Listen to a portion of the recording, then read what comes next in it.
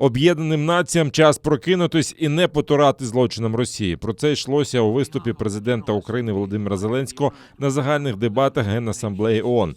Подякував тим країнам, які попри тиск Москви віддали свої голоси, щоб залишити на порядку денному обговорення становища окупованих українських земель. Глава держави згадав про затримання окупантами першого заступника голови Меджлісу Нарімана Джеляла, попросив у світових лідерів сприяння у визволенні українських бранців та розповів про новий виток репресій російської окупаційної влади в Криму. На початку вересня цього року в Криму був незаконно затриманий перший заступник голови Меджлісу кримсько-татарського народу Наріман Джелялов. Російська Федерація звинувачує цього політолога, видатного журналіста, телеведучого, викладача права та історії у спробі підірвати ділянку газопроводу. Ось вам ціна свободи слова. Ось вам ціна боротьби за свої права, за права людини. Я дуже розраховую на підтримку міжнародної спільноти, кожного з вас у цьому питанні, у питанні його звільнення та звільнення близько, уявіть собі, 450 українців, які незаконно утримуються на тимчасово окупованих територіях України та в Російській Федерації. Президент Зеленський пригадав багатьом колегам та керівництву організації неучасть у саміті Кримської платформи, подякував лідерам 46 держав та міжнародних організацій, які засудили окупацію спільною декларацією. Серед об'єднаних націй не може бути обраних, яких не можна ображати, заявив глава держави, натякнувши на Росію.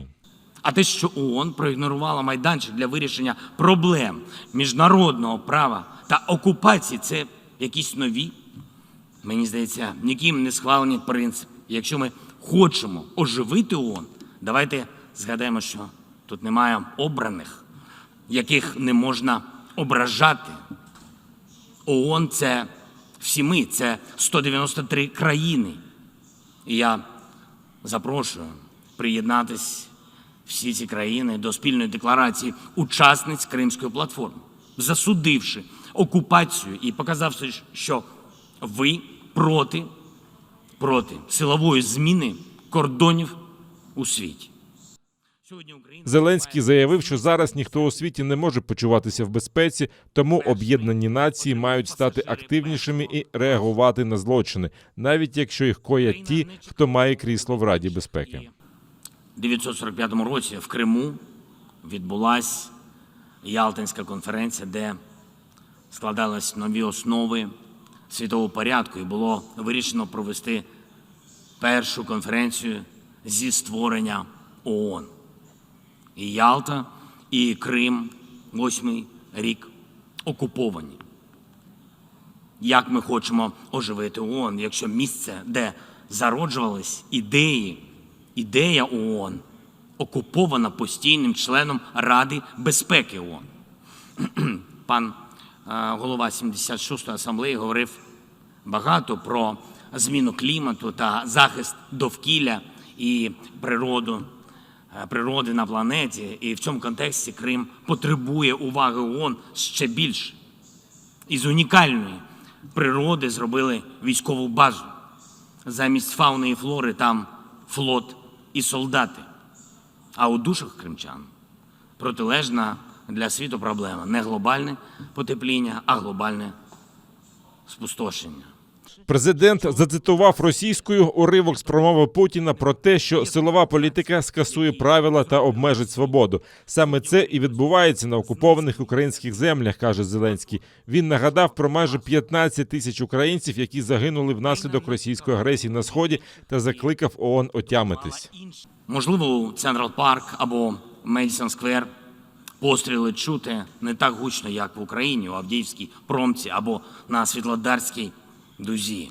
Ми хочемо оживити ООН.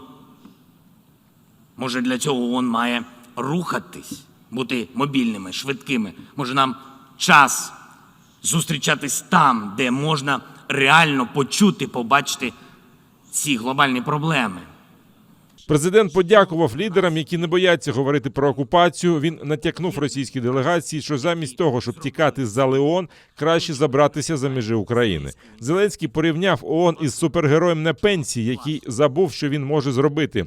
Цей герой, каже Зеленський, вважає себе кволим дідом, але має згадати, наскільки він сильний. Тому закликав до об'єднання заради мирного майбутнього. Давайте покажемо, що ми рішуче налаштовані докласти всіх наших зусиль, щоб посилити нашу взаємодію. Покажемо. І просто зробимо, навіть без резолюцій, без декларацій, узгоджень, постійних позицій, а просто зробимо як люди, як нації, як об'єднані нації, які зробили свій вибір. Або їх вчинки будуть наповнені змістом, або ці крісла будуть порожніми. Ось вам ціна цього вибору. Завод безпілотників «Байрактар» в Україні буде. Міністр закордонних справ Дмитро Кулеба розповів про зустріч Володимира Зеленського та Реджепа Таїпа Ердогана. Президенти України та Туреччини говорили про зростання торгівлі між нашими країнами. Також, за словами міністра Кулеби, чимало часу приділили співпраці в сфері оборони та сучасного озброєння. Ви знаєте, що між нашими країнами є декілька дуже амбітних проєктів. Це і виробництво безпілотників, і виробництво кораблів для військово-морських сил України. Тому було про що поговорити. Там все буде добре, і завод «Байрактарів» на території України буде. Володимир Зеленський також мав зустріч з генсеком НАТО Єнсом Столтенбергом. Президент наголосив, що бажає збільшення присутності флотів країн Альянсу в Чорному морі, а також взаємодії держав Чорноморського узбережжя. Зеленський також попросив Столтенберга допомогти у звільненні українців та кримських татар, які утримуються на окупованих територіях та в Росії. Список з 450 бранців Кремля президент передав прем'єр-міністру Великої Британії Борису Джонсону. Зеленський подякував за участь у саміті Кримської платформи та підтримку українського суверенітету. Зеленський та Джонсон обговорили співпрацю у Чорному морі, розвиток бойової міці та зміцнення українського флоту. Двоє українських воїнів зазнали вогнепального поранення. Про це повідомили у штабі Об'єднаних сил. Бійцям терміново надали першу допомогу. Нині вони під наглядом медиків у задовільному стані. На Приазов'ї російські окупанти скидали з безпілотника постріли ВОГ-17. Поблизу Причепилівки випустили більше 2 десятків мін 120-го калібру, а на інших ділянках фронту ворог застосував гранатомети, кулемети великого калібру та іншу зброю. Українські захисники вели активну оборону та подавляли вогневі засоби противника, застосовуючи дозволене мінськими домовленостями озброєння. Завдяки зусиллям наших воїнів рубежі українських підрозділів залишилися незмінними. Протягом поточної доби 23 вересня порушення режиму припинення вогню з боку російсько-окупаційних військ не зафіксовано. Окупанти посилили звинувачення проти першого заступника голови Меджлісу Нарімана Джеляла. Про це повідомив адвокат Микола Полозов. За його словами, зараз ФСБ звинувачує Нарімана Джеляла не лише у вчиненні диверсії, а й в нібито незаконному придбанні, зберіганні чи пересильці боєприпасів. Погоджуватися з такими закидами Джелял не збирається, каже адвокат. Свідчити на додатковому допиті він також відмовився. Сприяв окупації Криму, а тепер може відправитися за грати на 8 років. Бойовику так званої самооборони Криму, якого затримали на пункті пропуску Каланчак, оголосили підозру про участь у незаконних збройних формувань.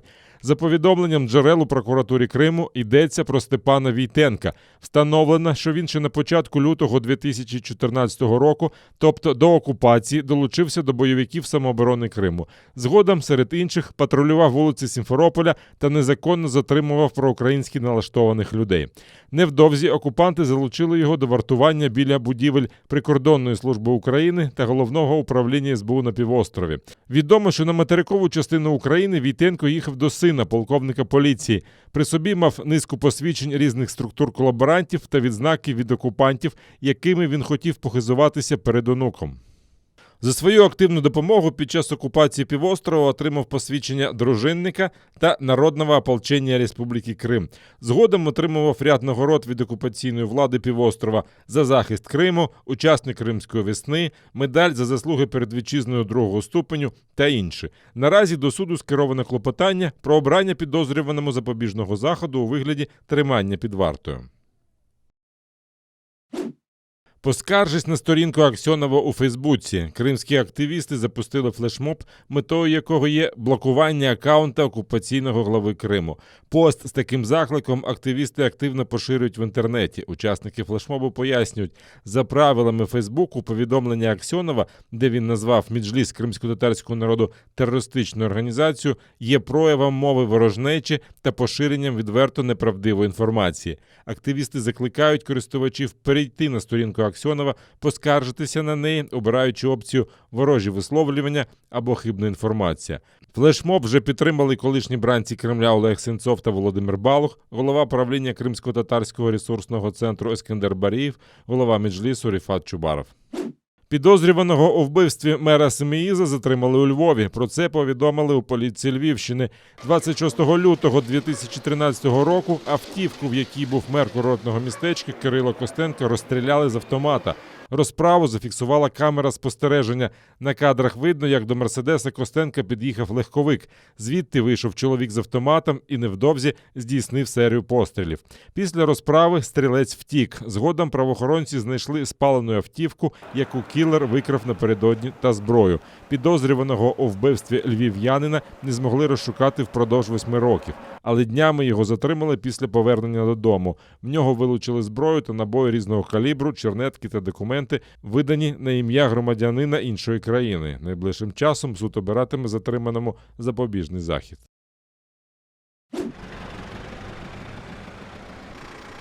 На Канарському острові Пальма, що належить Іспанії, і далі евакуюють жителів через виверження вулкана. Свій дім покинуло вже кілька тисяч людей. Тенегія активно викидає лаву з 19 вересня. Її потік повільно рухається до Атлантичного океану, спопиляючи все на своєму шляху. Знищено вже щонайменше 150 будинків, зокрема і будівлі шкіл. Дісталося й банановим плантаціям. Банани – найбільший експортний продукт острова. Фермери рятують урожай. Я в жахливому становищі, як і всі інші тут. Збираємося розвантажити машину і завтра знову повернутися. Намагаємося зібрати урожай бананів, який зможемо. Міста вкриті шаром попелу. Водночас фахівці кажуть, що вміст шкідливих речовин у повітрі поки в нормі. Рівень сірки в нормі. Судячи з показників, загрози здоров'ю людей немає. Шлейф вуглекислого газу перебуває на великій висоті – 3 кілометри. Токсичні газові хмари можуть утворитися, якщо лава досягне океану. Спочатку фахівці чекали цього вже наступного дня після виверження. Однак зараз кажуть, що лавовий потік настільки сповільнився, що може й зовсім не дійти до води. Попереднього разу вулкан Тенегія вивергався у 1971 році. Тоді втратила життя одна людина. Цього разу про постраждалих або загиблих повідомлень немає.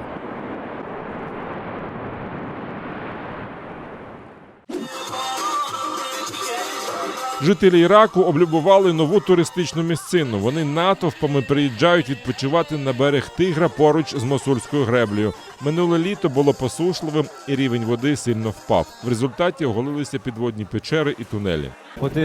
Ми дізналися про це з соціальних мереж. Це дуже красиво і незвично, тому ми приїхали сюди. Це нові враження.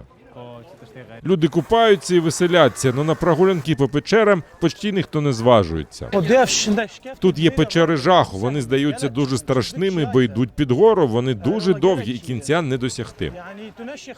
Несподіваний інтерес людей до цієї місцевості приніс дохід човнярам. За $2 вони довозять туриста до печер, а за $20 можуть організувати екскурсію по воді. Роботи додалося, тому що сюди приїжджають з Ербілі, Сулейманії і Мосула. Приїжджають навіть з Басри та Багдада. Мосульську греблю відкрили у 1986 році. Вона найбільша в Іраку і четверта за величиною на Близькому Сході, розташована на річці Тигр на північ від Мосула. Вона забезпечує регіон електроенергією і водою для зрошення полів. Тим часом фахівці попереджають про можливе лихо. Гребля зведена на нестабільних карстових породах і може обвалитися. В цьому випадку вода добереться навіть до Багдада, який знаходиться в 500 кілометрах звідси. У мережі з'явилася онлайн-гра для вивчення кримсько-татарської мови тай-чих. Для того, щоб зіграти, малюкові треба натиснути на флеш-карту з малюнком, і він почує його назву кримсько-татарською. Розробники гри – звукорежисер Іскандер Асанов, радіоведучий Ельмас Ітаджиєва, художник Енвер Іслямов та інші. Тай-чих розвиває пам'ять, уважність, зір та слухове сприйняття. Збільшується словниковий запас, впевнені автори застосунку. Для того, щоб почати грати, треба лише скачати гру у своєму телефоні. Hayvanlar. Мышек. Чипчи. Кирпичик. Мисир. Приєднуйтесь до сім'ї АТР та підпишіться на сайт нашого телеканалу. Для цього наберіть в браузері atr.ua, натисніть на кнопку «Вступити в сім'ю АТР», виберіть суму і натисніть кнопку «Підтримати АТР». Після цього заповніть дані своєї картки та електронної пошти. Оберіть регулярність платежу, погодьтеся з умовами програми та натисніть кнопку «Оплатити». Перший кримсько-татарський телеканал АТР – це максимальна та ексклюзивна інформація про Крим. Це єдиний осередок свободи слова для кримсько-татарського народу. Підписка на наш сайт – це підтримка нашої інформаційної боротьби та ваш внесок у повернення півострову додому, в Україну.